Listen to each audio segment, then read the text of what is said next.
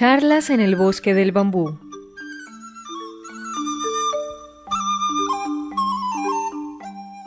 Un navío en el viaje por el océano de la ciencia y el arte.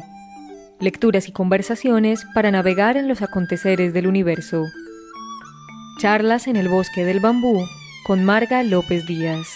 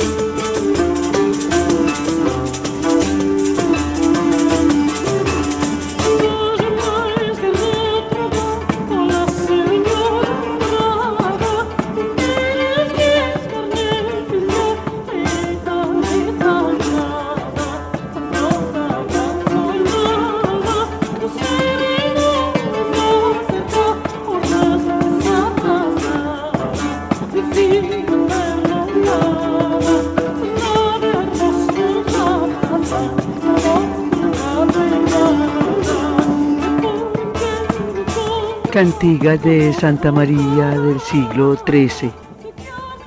Música medieval del Mediterráneo.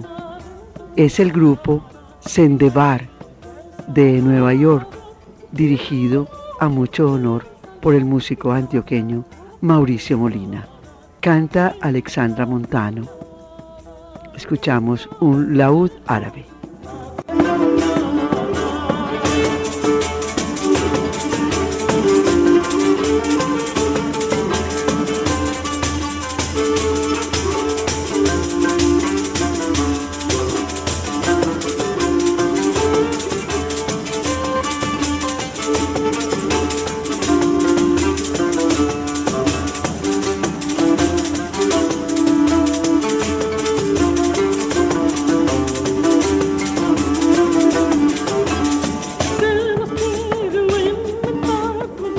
Cantiga 1 des Oye mais quer eu trobar, música que ilumina nuestro programa de hoy.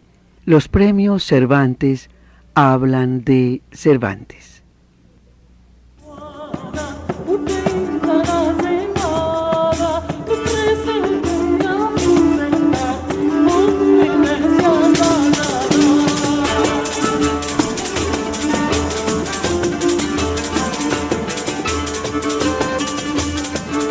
Alejo Carpentier ganó el premio Cervantes en el año de 1977 y su homenaje a Cervantes dice con estas palabras lo siguiente: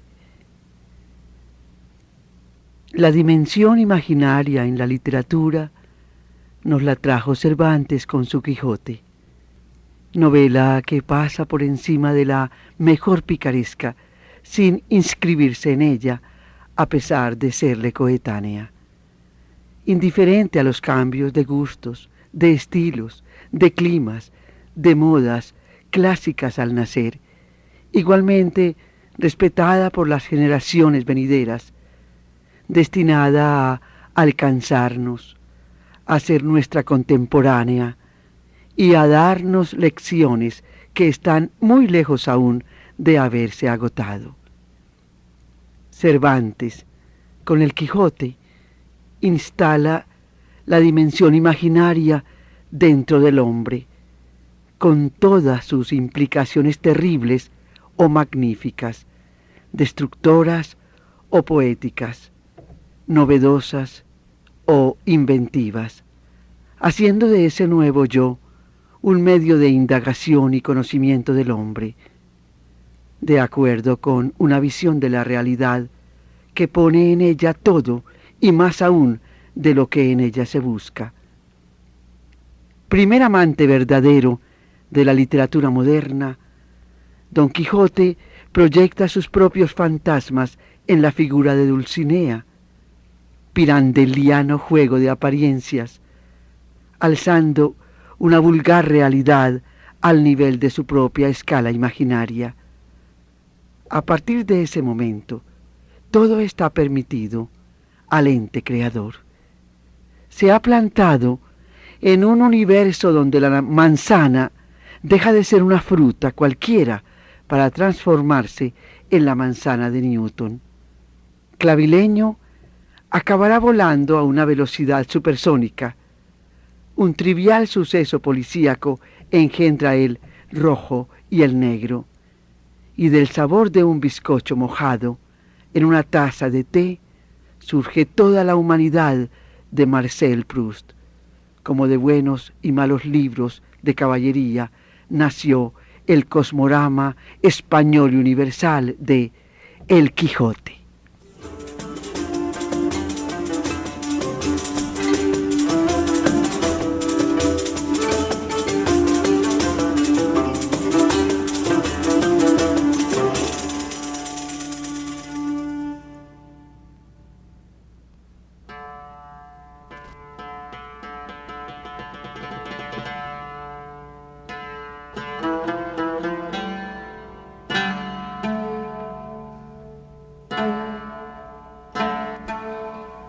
Comienza la cantiga 322 a Virgen que de Deus Madre. Todo está ya en Cervantes. Todo lo que hará la perdurabilidad de muchas novelas futuras, el enciclopedismo, el sentido de la historia, la sátira social, la caricatura junto a la poesía y hasta la crítica literaria, allí donde el cura del escrutinio famoso parece haberlo leído todo, y el mismo Ginés de Pasamonte, a ratos perdidos de ladrón, escribe sus memorias. Y el novelista, impaciente por hablar en primera persona, se introduce dentro de su propia obra en el 8º capítulo, al pasar la narración a un tercero por un sorprendente proceso de suspenso cinematográfico. Novelista novelado, alguacil alguacilado. No hay ni habrá crisis de la novela, mientras la novela sea novela abierta, novela de muchos, novela de buenas y fuertes variaciones, valga el término musical, sobre los grandes temas de la época, como lo fue en su tiempo la ejemplar novela, a la vez local y universal, de Miguel de Cervantes Saavedra. Como decía don Miguel de Unamuno, hemos de hallar lo universal en las entrañas de lo local, y en lo ilimitado y lo circunscrito, lo eterno. Y escuchemos esa darabuca.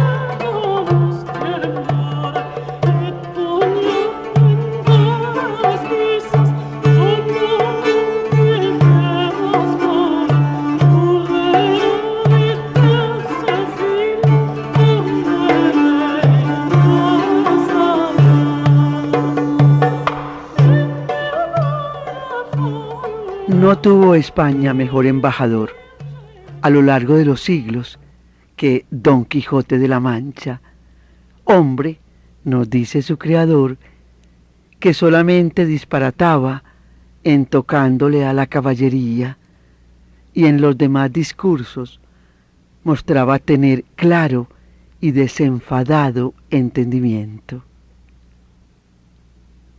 Pronto conocido en toda Europa, Don Quijote cruzó el océano para mostrarse a todo lo largo y ancho del Nuevo Mundo, y, por encima de luchas y vicisitudes, sobrevolando los antagonismos históricos, siguió transitando sin trabas por las tierras de América. Bolívar lo evoca a menudo en los últimos días de su prodigiosa existencia. Y José Martí, el espíritu más universal y enciclopédico de todo el siglo XIX americano, tenía a su creador por uno de los caracteres más dignos y bellos de la historia. Temprano amigo del hombre, decía Martí, que vivió en tiempos aciagos y con la dulce tristeza del genio prefirió la vida entre los humildes. De niño yo jugaba al pie de una estatua de Cervantes que hay en La Habana, donde nací. De viejo hallo nuevas enseñanzas cada día en su obra inagotable. Bellísimas palabras de Alejo Carpentier, Premio Cervantes del año 1977.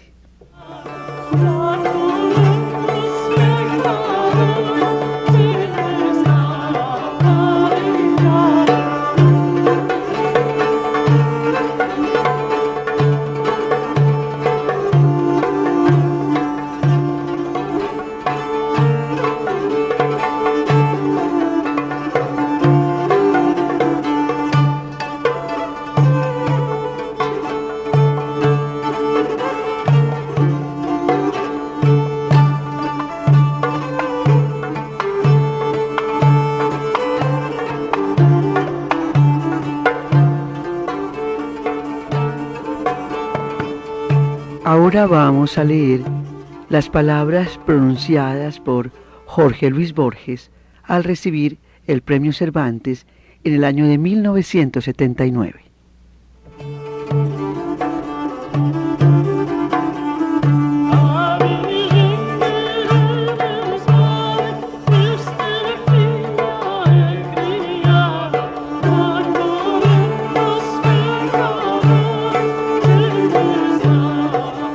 El destino del escritor es extraño, salvo que todos los destinos lo son. El destino del escritor es cursar el común de las virtudes humanas, las agonías, las luces, sentir intensamente cada instante de su vida y, como quería Bolser, ser no solo actor, sino espectador de su vida. También tiene que recordar el pasado. Tiene que leer a los clásicos, ya que lo que un hombre puede hacer no es nada. Podemos simplemente modificar muy levemente la tradición. El lenguaje es nuestra tradición. El escritor tiene una desventaja: el hecho de tener que operar con palabras, y las palabras, según se sabe, son una materia deleznable. Las palabras, como Horacio no ignoraba, cambian de connotación emocional, de sentido, pero el escritor tiene que resignarse a este manejo. El escritor tiene que sentir, luego soñar, luego dejar que le lleguen las fábulas. Conviene que el escritor no intervenga demasiado en su obra. Debe ser pasivo, debe ser hospitalario con lo que le llega, y debe trabajar esa materia de los sueños, debe escribir y publicar, como decía Alfonso Reyes, para no pasarse la vida corrigiendo los borradores. Y así trabaja durante años, y se siente solo, vivo en una suerte de solipsismo. Pero si los astros son favorables, uso deliberadamente las metáforas astrológicas, aunque detesto la astrología, llega un momento en el cual descubre que no está solo. En ese momento que le ha llegado, que le llega ahora, descubre que está en el centro de un vasto círculo de amigos, conocidos y desconocidos, de gente que ha leído su obra y que la ha enriquecido, y en ese momento él siente que su vida ha sido justificada.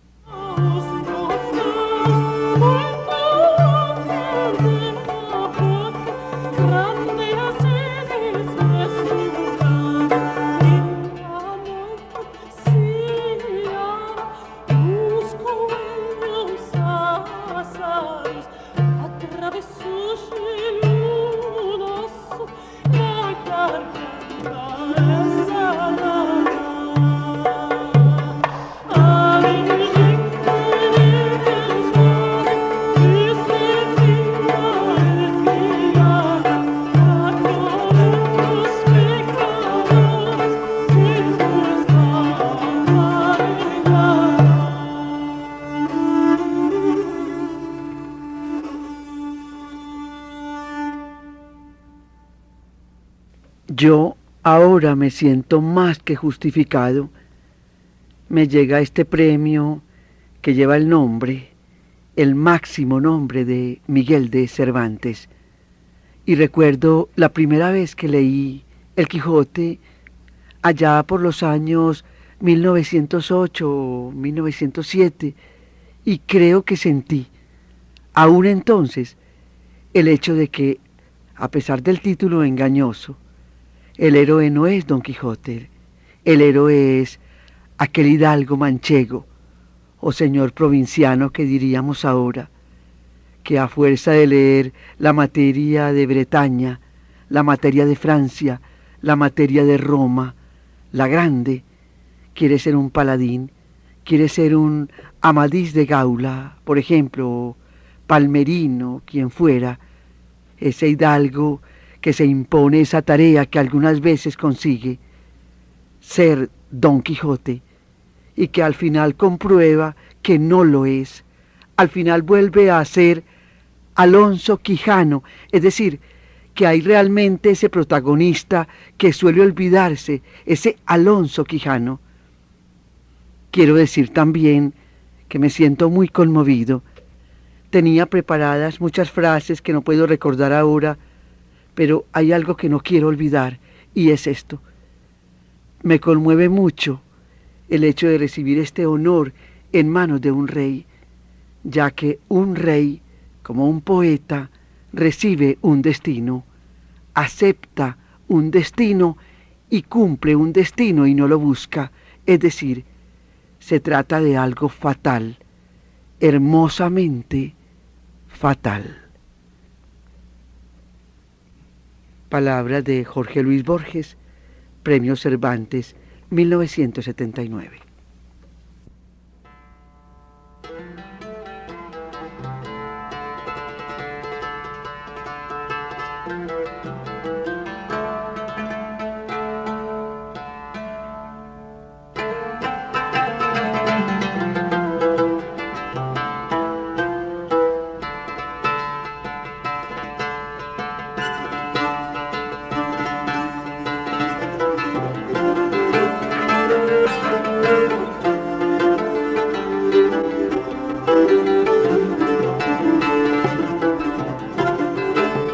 Laúd arábigo, Vieil, Tarilla, Cantiga número 4.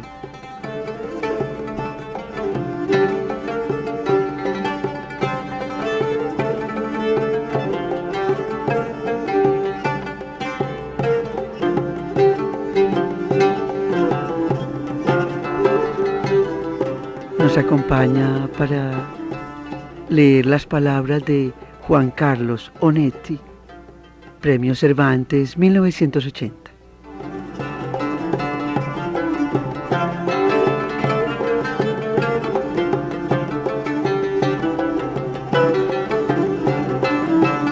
He leído a Cervantes y en particular a El Quijote incontables veces. Era un niño cuando lo descubrí y espero volver a leerlo una vez más, por lo menos antes de morirme. Desde la infancia soy, pues, un inveterado y ferviente lector de Cervantes. Todos los novelistas, sea cual sea el idioma en que escribamos, somos deudores de aquel hombre desdichado y de su mejor novela, que es la primera y también la mejor novela que se ha escrito.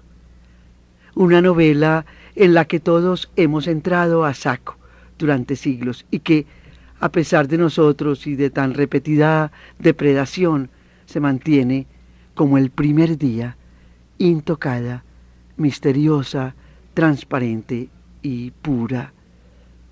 Yo no voy a referirme en este caso a la estética, a la técnica narrativa, ni a la creación novelística de Cervantes, sino a otro sustantivo, tan inmediato siempre a la verdadera poesía y que yo he mencionado al pasar, la libertad. Porque el Quijote es, entre otras cosas, un ejemplo supremo de libertad y de ansia de libertad.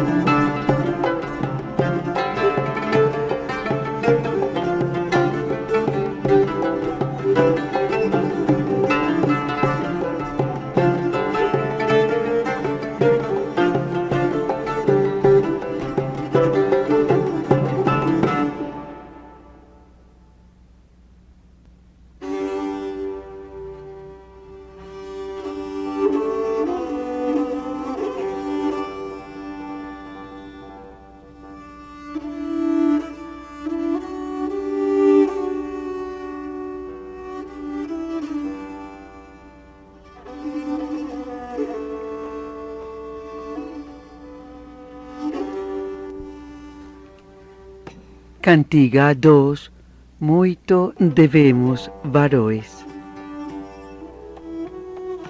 Mi entrañable amigo, el gran poeta Luis Rosales, tuvo el acierto de titular a uno de sus libros exactamente así, Cervantes y la libertad.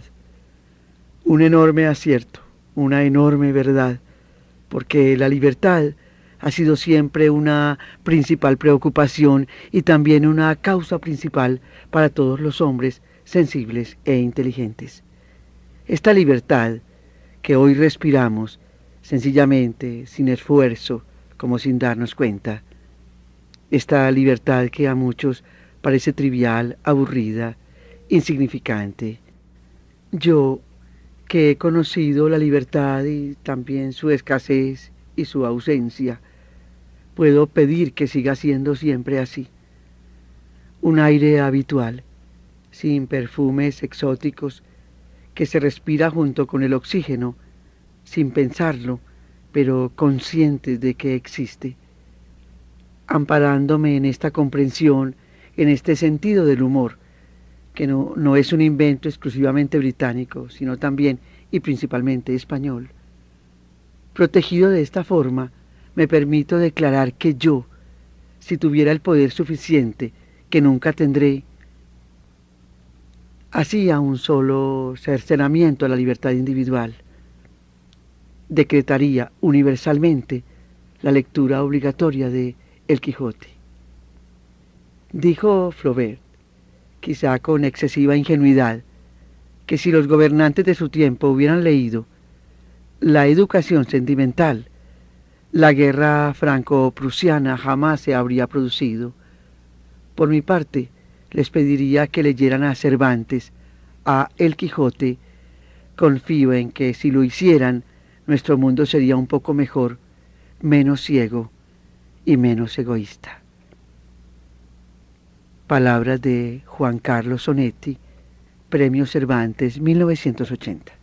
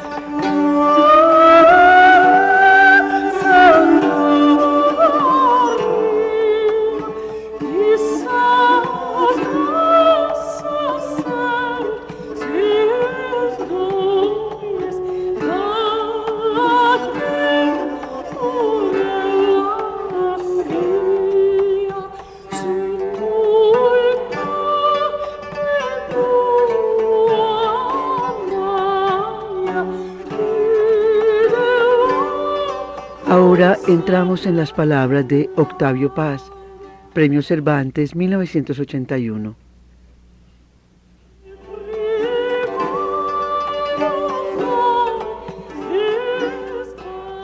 En nuestro pasado, lo mismo el español que el hispanoamericano, existen usos, costumbres e instituciones que son manantiales de libertad, a veces enterrados, pero todavía vivos.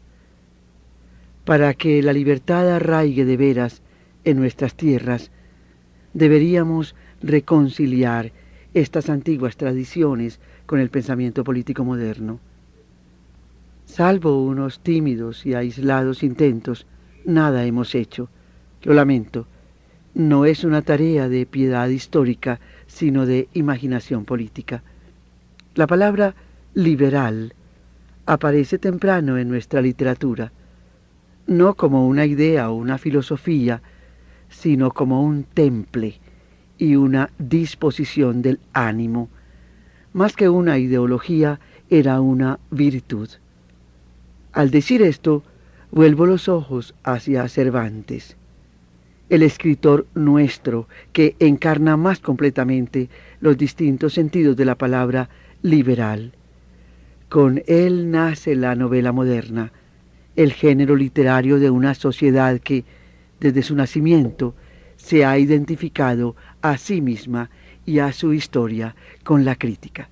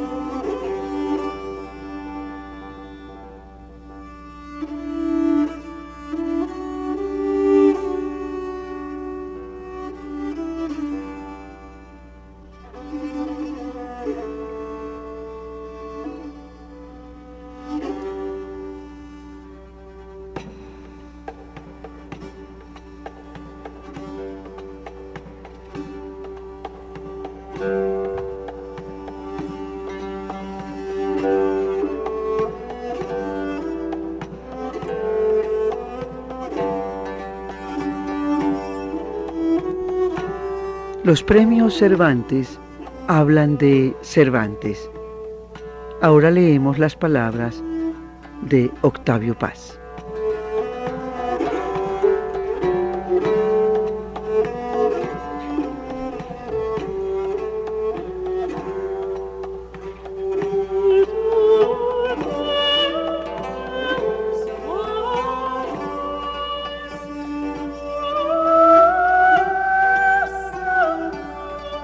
La comedia de Dante es el reflejo de un mundo regido por la analogía, es decir, por la correspondencia entre este mundo y trasmundo.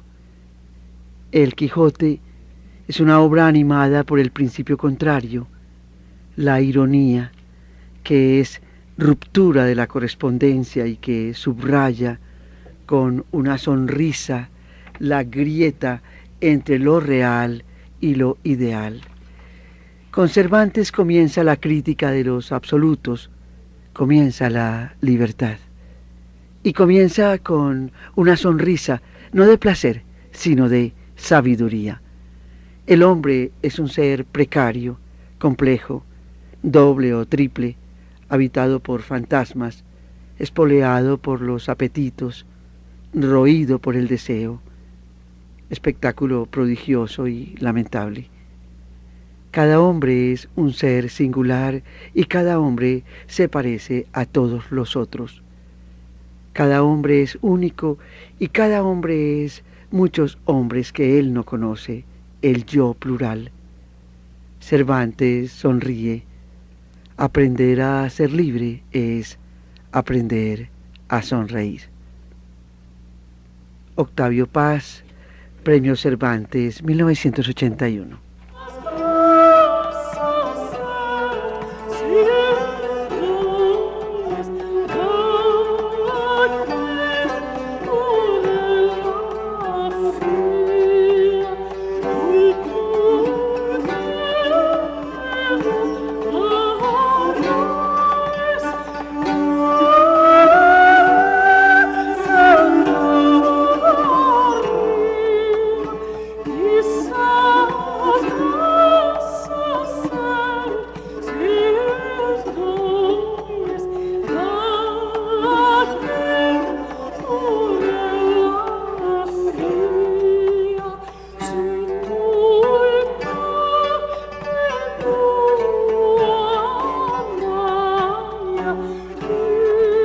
Ahora escuchamos las palabras del poeta Luis Rosales, Premio Cervantes 1982.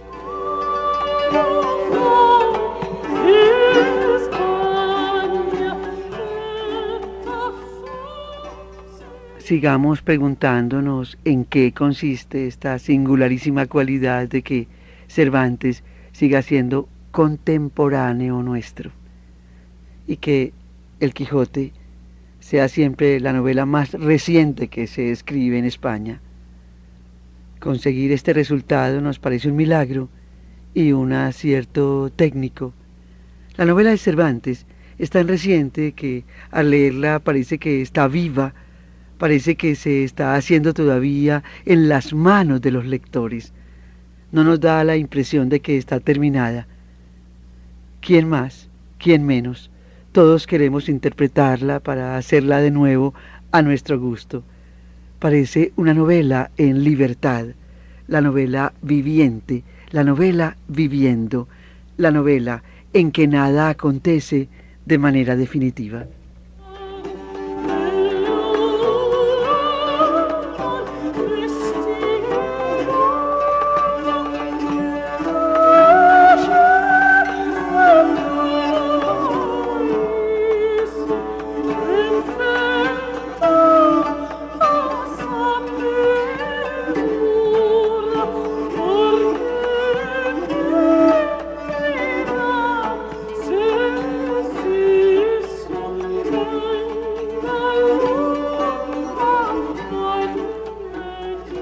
Por ejemplo, los personajes suelen cambiar de nombre y esto no tiene perdón de Dios. ¿A dónde vamos a llegar?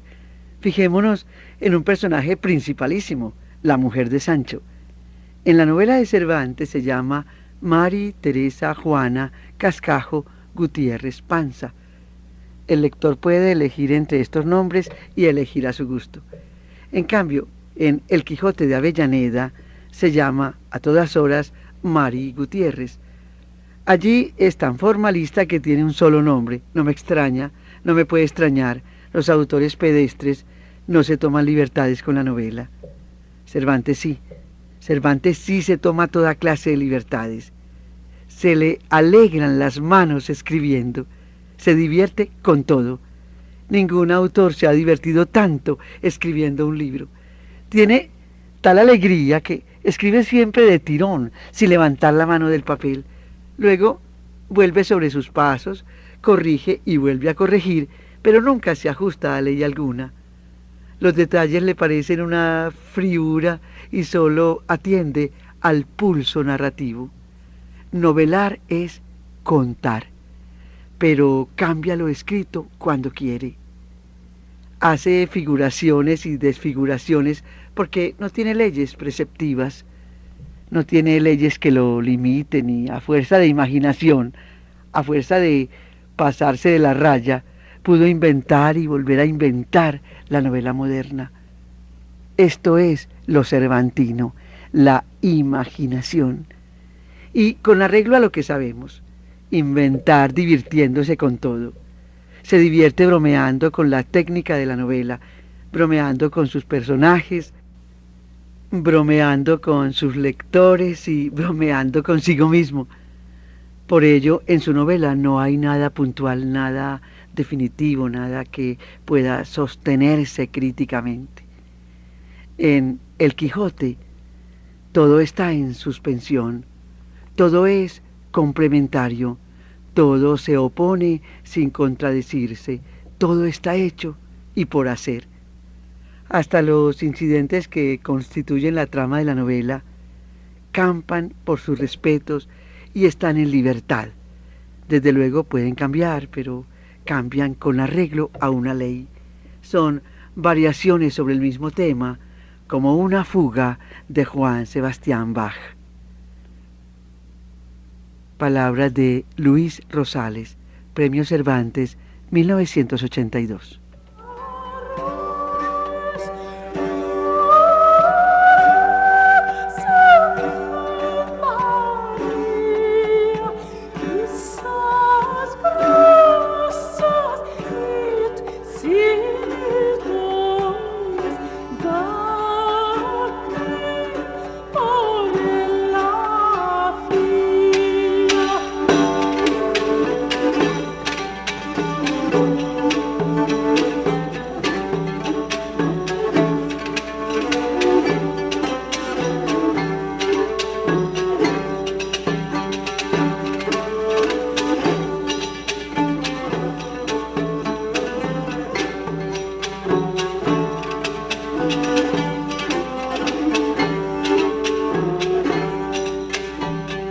Ahora escuchemos a Rafael Alberti, Premio Cervantes 1983.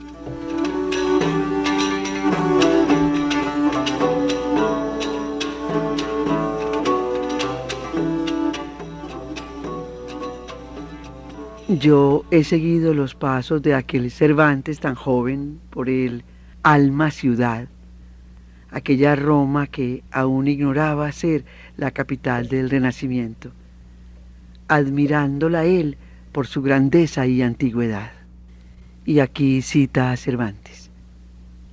En sus despedazados mármoles, medias y enteras estatuas, sus rotos arcos y derribadas termas, sus magníficos pórticos y anfiteatros grandes, sus puentes, sus calles, que con solo el nombre cobran autoridad sobre todas las de otras ciudades del mundo. La Vía Apia, la Flaminia, la Julia, la Aurelia.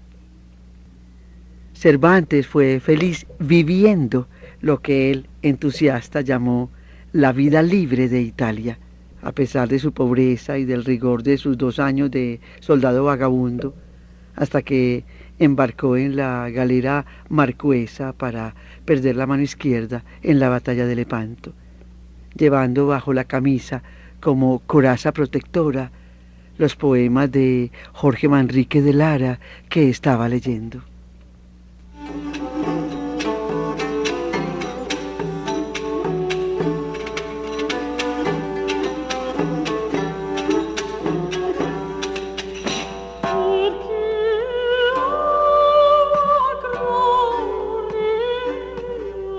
Pero su vida libre de Italia jamás Cervantes la olvidó, como yo tampoco olvidaré aquellos 15 años de mi vida trasteverina, sobre todo en la también nueva y libre Italia que amaneció acabada la Segunda Guerra Mundial, sino de España, en la que había dejado tantas cosas, quebradas las raíces.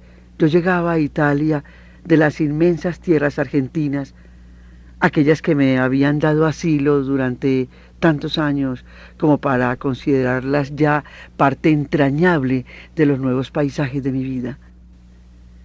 Tanto estaban en mí que al tenerlas que abandonar, volviendo nuevamente a Europa, pero no a mi imposible patria todavía, supliqué a Roma, casi con la misma unción que Cervantes, arrodillado bajo la porta del Popolo, me concediese su poderosa maravilla a cambio de todo lo bello y doloroso que en aquellas tierras suramericanas había dejado.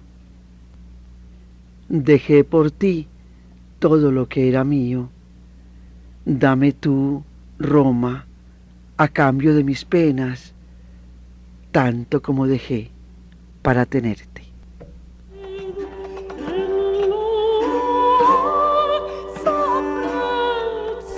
Rafael Alberti, Premio Cervantes 1983.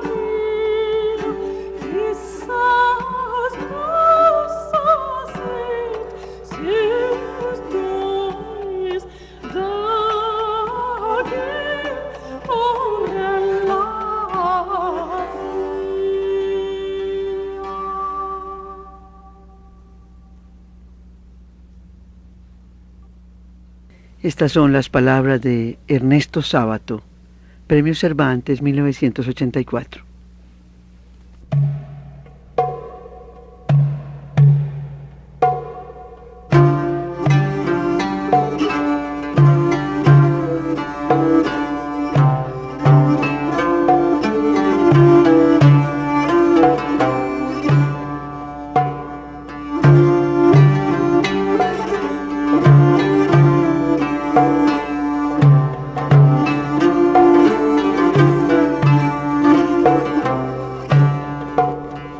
Cantiga 418, instrumental, laúd arábigo, Biel, Darabuka.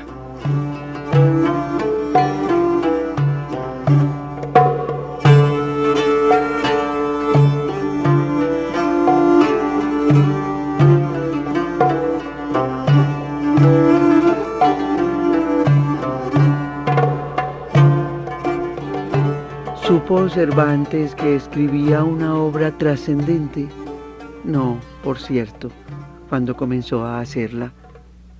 Un ingeniero sabe de antemano lo que llegará a ser el puente que ha calculado en sus planos, pero no se puede calcular una gran ficción porque no se construye únicamente con las razones de la cabeza, esas que sirven para demostrar teoremas, sino también y sobre todo con lo que Pascal llamaba las razones del corazón, las incomprensibles y contradictorias verdades del corazón.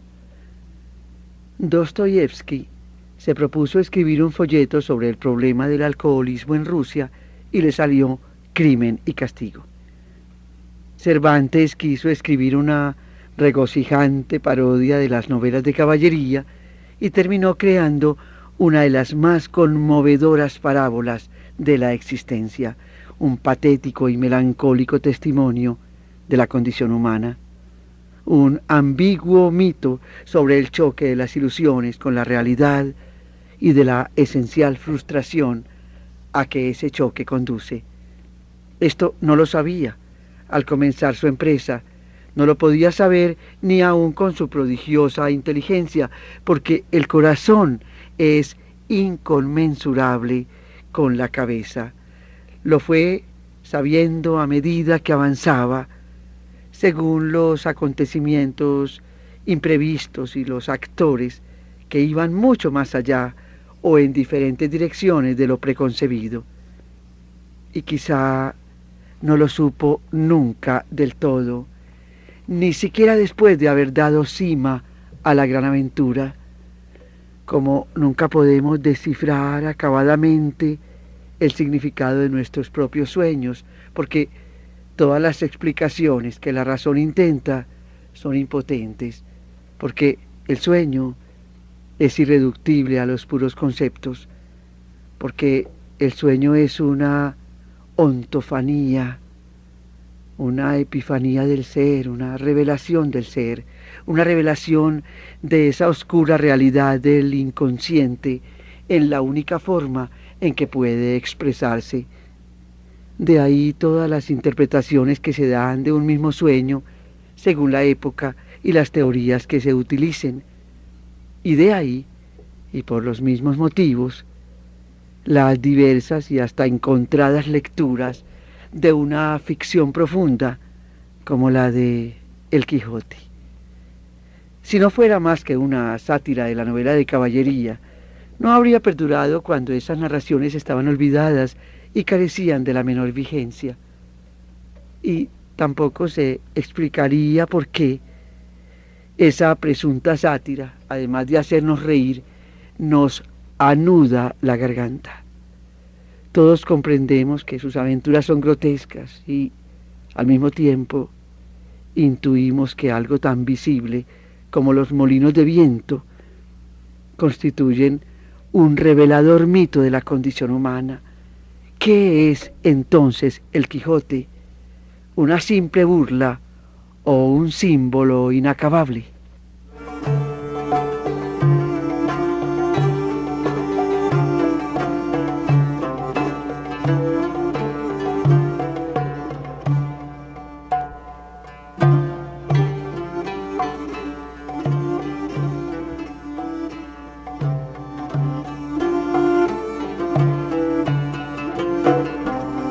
Los personajes protagónicos de una gran ficción son emanaciones, hipóstasis del yo más recóndito del escritor, y por eso son inesperados y toman por caminos que el creador no había previsto, o cambian sus atributos según se desarrollan, atributos que van descubriéndose por los actos que ejecutan a medida que la acción avanza.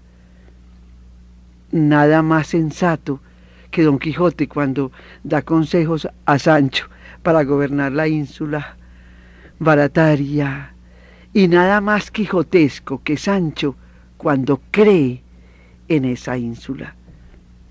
El escritor experimentado sabe que este fenómeno es inevitable y que debe ser modestamente acatado, porque es lo que asegura la auténtica vida de sus criaturas. No debe suponerse que por tener existencia en el papel y por ser inventados por el autor, carecen de libre albedrío. Son títeres los que el escritor puede hacer lo que quiera. Por el contrario, el artista se siente frente a su propio personaje tan intrigado como ante un ser de carne y hueso, un ser que tiene su propia voluntad y realiza sus propios proyectos. Lo curioso, lo antológicamente motivo de asombro, es que ese personaje es una prolongación del creador, sucediendo como si una parte de su ser fuera testigo de la otra parte y testigo impotente. Por esto, que a primera vista nos asombra, que comprende cuando tenemos en cuenta que esa emanación no es el resultado de la razón del autor y de su voluntad, sino de motivaciones de su yo más enigmático. Así también pasa con nuestros sueños, esas ficciones de las que cada uno de nosotros somos autores, como personajes que no han salido, que no podrían haber salido más que de nosotros mismos y que, no obstante, son de pronto tan desconocidos que hasta nos aterran.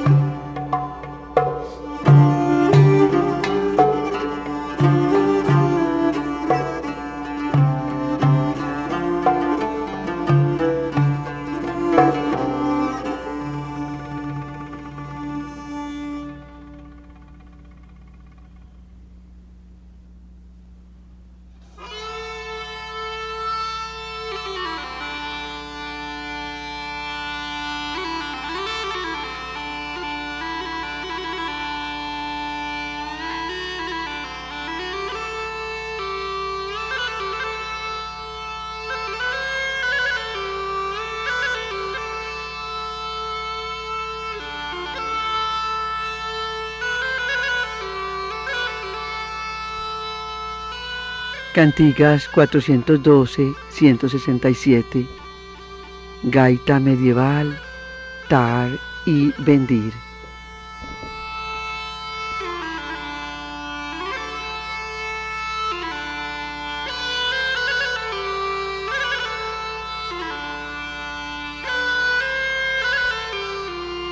Esta característica de las grandes ficciones es precisamente la que las convierte en grandes verdades. De un sueño se puede decir cualquier cosa, menos que sea una mentira. No sabemos, difícilmente alcanzamos a entender el significado último de ese portentoso fenómeno, pero sin duda es la expresión auténtica de un hecho. Mediante aquello que desde antiguo se llamó inspiración, sin proponérselo, el escritor rescata de ese territorio arcaico símbolos y mitos que confieren verdad a sus creaciones y que les darán la perdurabilidad de la especie humana.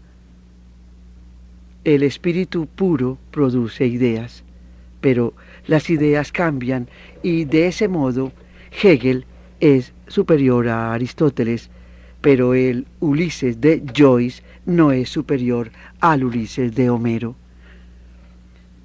Los sueños no progresan, dan verdades inmutables y absolutas.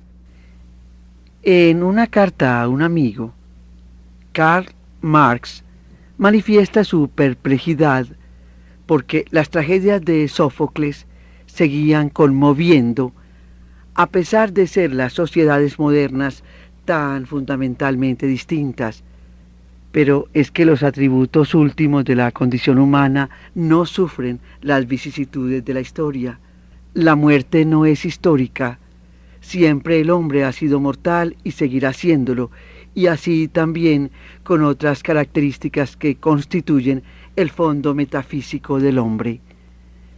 Estos atributos últimos son los que alcanzan a descubrir y describir los grandes escritores en sus ficciones. Es precisamente por esto que El Quijote vale para todas las épocas y en cualquier parte del mundo.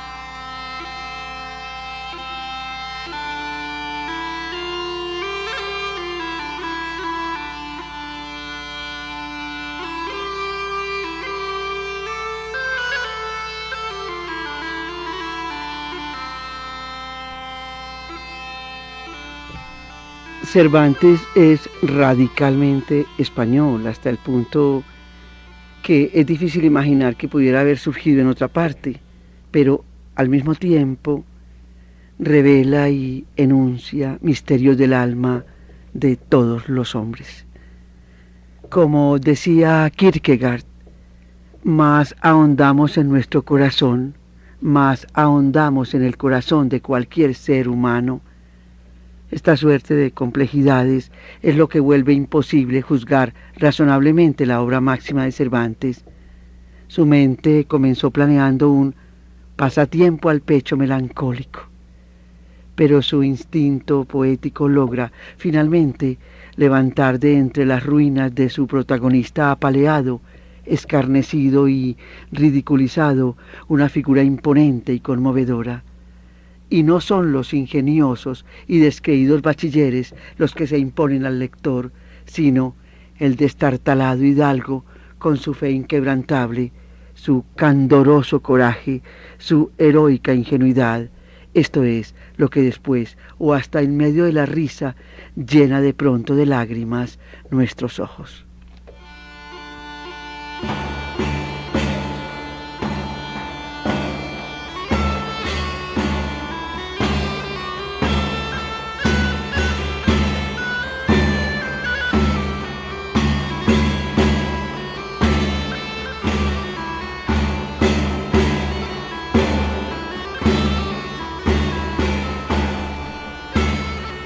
con estas palabras de Ernesto Sábato, Premio Cervantes 1984, y las letras e instrumentos iluminados de las cantigas de Santa María del rey Alfonso X el Sabio, interpretadas por el grupo de música medieval del Mediterráneo Sendevar, dirigido por el músico antioqueño Mauricio Molina.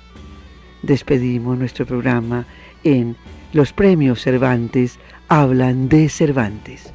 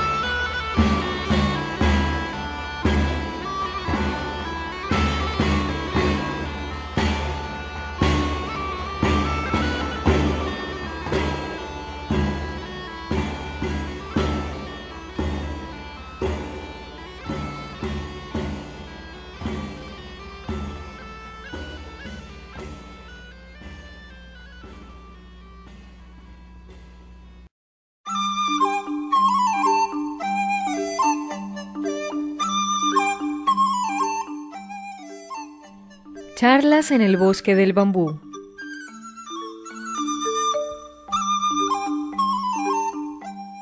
Un navío en el viaje por el océano de la ciencia y el arte. Lecturas y conversaciones para navegar en los aconteceres del universo. Charlas en el bosque del bambú con Marga López Díaz.